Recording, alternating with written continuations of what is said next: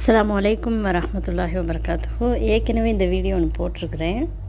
அதை பார்த்துட்டு ஒரு அக்கா கால் பண்ணி என்கிட்ட கேட்டாங்க, என்னென்னா நான் நீங்கள் சொன்ன மாதிரிக்கு இந்த பொருள்லாம் வாங்கி வச்சுருக்கேன், ஆனால் இதை எப்படி யூஸ் பண்ணுறதுன்னு நீங்கள் சொல்லவே இல்லை, ஆனால் கொஞ்சம் யூஸ்ஃபுல்லாக இருக்கும், நானும் அதே மாதிரிக்கே செஞ்சுக்குவேன் அப்படின்னாங்க.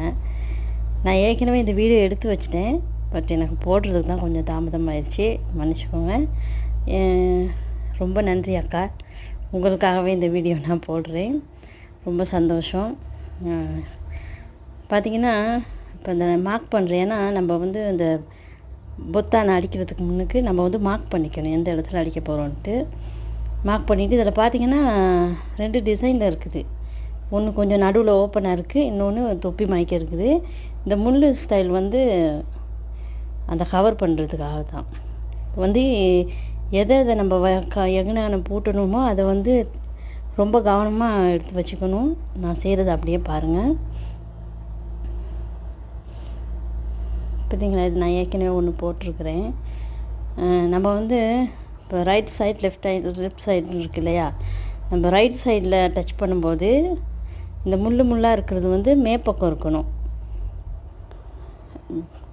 இந்த பொத்தான் வந்து இந்த தூக்கி நோக்கி வைக்கணும்.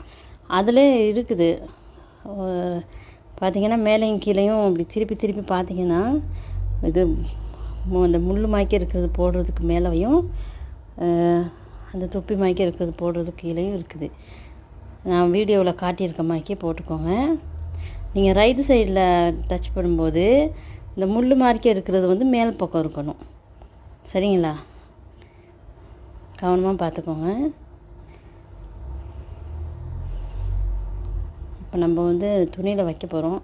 துணியில் வச்சு டச் பண்ணும்போது நல்லா அமுத்தி நசுக்கணும். ஒரே நசுக்குனிங்கன்னா அது நல்லா டைட் ஆயிரும். பார்த்தீங்களா, முள் வந்து மேலே இருக்குது, அந்த முள்ளாக இருக்கிறது வந்து மேலே இருக்குது. ஒரே டிப்பில் செஞ்சிட்டோம். இந்த தொப்பி மாறிக்க இருக்கிறது வந்து இப்படி இருக்குது மேல் சைடு, அது வந்து ரைட் சைடு. நம்ம ரைட் சைடில் டச் பண்ணும்போது தான் அது. இப்போ நம்ம லெஃப்ட் சைடில் பார்க்கும்போது இந்த முள் மாய்க்க இருக்கிற பகுதி வந்து கீழ் நோக்கியும் தொப்பி மாய்க்க இருக்கிறது மேல் நோக்கியும் வரணும். பாருங்கள், இந்த முள் பகுதி வந்து அந்த முள்ளாக இருக்கிற பகுதி வந்து கீழேயும் தொப்பி மாய்க்க இருக்கிறது மேலேயும் வச்சு டச் பண்ணணும். இது லெஃப்ட் சைடுக்கு. லெஃப்ட் சைடு ரைட் பண்ணும்போது அப்படி தான் பண்ணணும்.